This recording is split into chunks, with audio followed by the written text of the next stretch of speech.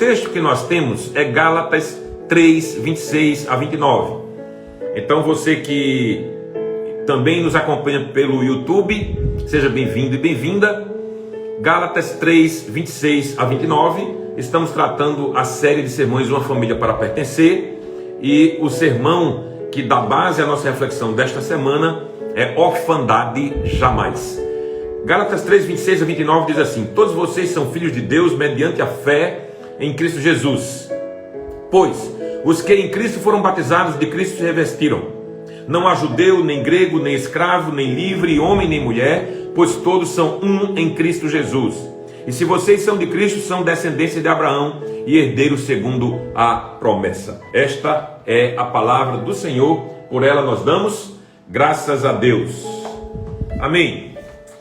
Vamos lá, vamos refletir nessa introdução, porque orfandade é um mal terrível, e orfandade se percebe claramente para quem está atento a alguns movimentos, atitudes, pensamentos, palavras.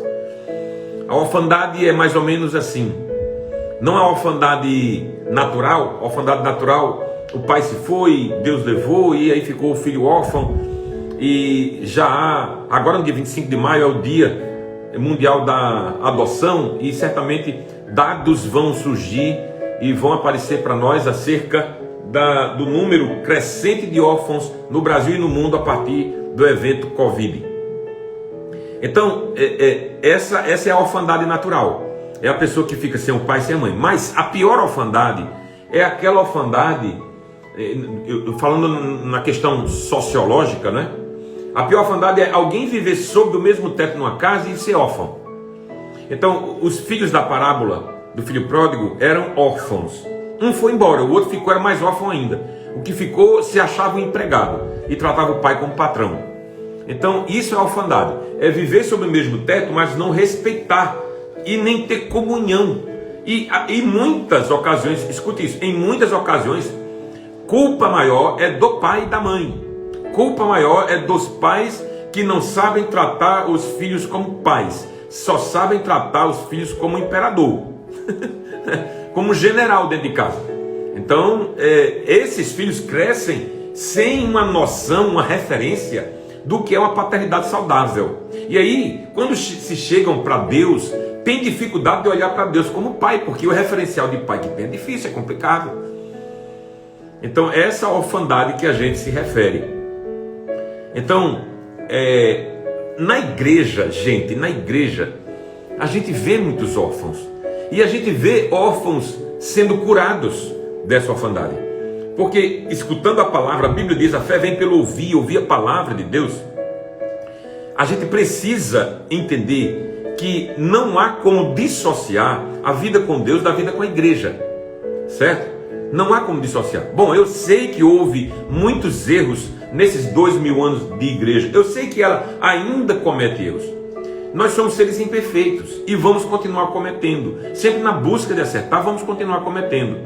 Mas a igreja é muito importante. O Rick Warren é um autor consagrado, especialmente pelo livro Uma Igreja com Propósitos e Uma Vida com Propósitos. Ele disse a seguinte frase: a igreja não é periférica ao plano de Deus. A igreja é o plano de Deus. Então assim, a gente está com uma preparação para receber novos membros na família da fé, na família igreja. Então é preciso entender isso. Quando a gente convida você, não é porque a gente quer aumentar o holding ou pela vaidade ter mais 20 ou 30 ou 50 membros. Não é isso não, gente. É porque você vai viver uma vida com Deus plena quando você aceitar que a igreja é o lugar de você viver. A igreja é o lugar de você crescer na fé, crescer no conhecimento de Deus. É a igreja. A fé não vem pelo ouvir? Aí você, se a fé não vem pelo ouvir, eu vou para o YouTube. Escuta, o YouTube é uma ferramenta. O Instagram é outra ferramenta. São ferramentas que a gente usa. Mas nada supera, nada se sobrepõe à presencialidade. Por mais que a gente tenha hoje cultos, que a gente tinha culto com 120 pessoas e hoje tem com 30, 40, 50, a gente se alegra porque está na presença das pessoas. Partilhar da palavra de Deus com as pessoas na igreja é uma bênção. Nada supera isso. Nada supera isso. E a gente toma todos os cuidados para evitar as aglomerações, os abraços, né? Os cumprimentos. Claro, a gente toma esses cuidados. mas nada supera esse caráter de nos reunir, congregar como igreja. Então a igreja não é periférica ao plano de Deus, a igreja é o plano de Deus, ok? Então diga não à orfandade, diga não à orfandade. Então se você vai ver agora a questão natural acontecendo de mais órfãos surgindo a partir do evento pandemia e Covid, então imagine o que é na igreja os órfãos espirituais. Por quê? Porque a Bíblia nos diz que nós somos filhos de Deus pelo Espírito, ok? Então esse mundo está cheio de órfãos espirituais. Jesus falou assim: importa que os verdadeiros adoradores o adorem em espírito e em verdade. Então quando se é um órfão espiritual, não se adora a Deus em espírito, porque é órfão. Ok?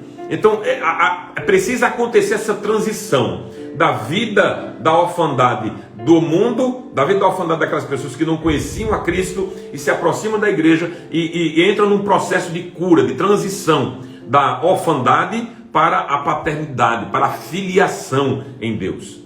Então eu quero terminar aqui com sintomas de orfandade que você pode identificar em você. Primeiro deles, você tem um pai, mas trata-o como patrão. Você tem um pai natural, biológico, da sua família, e você trata ele com dificuldade.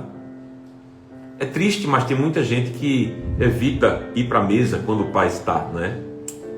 Bom, eu não estou aqui atribuindo culpa a ninguém. Eu já disse aqui que em muitas ocasiões a culpa é dos próprios pais, que também por uma origem distorcida, também trazem uma origem distorcida para aquela que é a sua casa. Então, tem muita gente que tem dificuldade. Tem muita gente que vive cada um no seu quarto. É triste, mas é verdade. Então, você tem um pai, mas trata-o não como um pai, mas como o imperador, o general, o patrão, o chefe. E aí você evita. Outro sintoma, você se sente deslocado, porque na sua percepção não vem amor dos pais para você. E aí quando você chega lá no seu trabalho, você tem dificuldade de perceber que você está sendo observado para uma promoção. Sabe por quê? Porque você não consegue perceber que do chefe vem alguma coisa boa para você. Por quê? Porque você está impregnado do deslocamento da sua casa.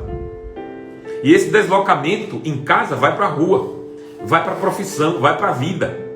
Esse é o problema. É por isso que ele é tão sério, o problema da orfandade, e precisa ser tratado e curado. Então você se sente deslocado sempre. Você sempre se acha assim o menor. Você sempre baixa a cabeça.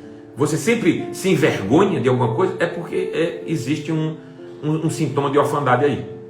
Terceiro, você sempre está buscando afirmação. Carência crônica, né? É aquela pessoa que precisa ser notada. Precisa sempre de atenção. E quando não recebe a atenção desejada, aí repudia e rechaça aquelas pessoas que não lhe deram a atenção que você acha que merecia. Isso é sintoma de orfandade. Porque a pessoa que foi amada e é amada em casa, lá fora, ele não vai ter esse tipo de problema, gente. Ok? Esse é um sintoma. Observe aí se isso acontece com você. Quarto, seu ponto de vista é sempre de escassez. Isso não vai dar certo? A gente não tem dinheiro suficiente? A gente não é capaz para isso? A gente não pode? Eu não posso ter uma igreja melhor? Eu não posso ter um pastor melhor? Eu não posso ter um curso melhor? Eu não posso entrar naquele concurso porque só tem gente lá que estudou em grandes escolas e eu não? Pronto, esse ponto de vista de escassez é típico de alguém órfão. Por quê? E depois a gente vai entrar no sermão amanhã, né?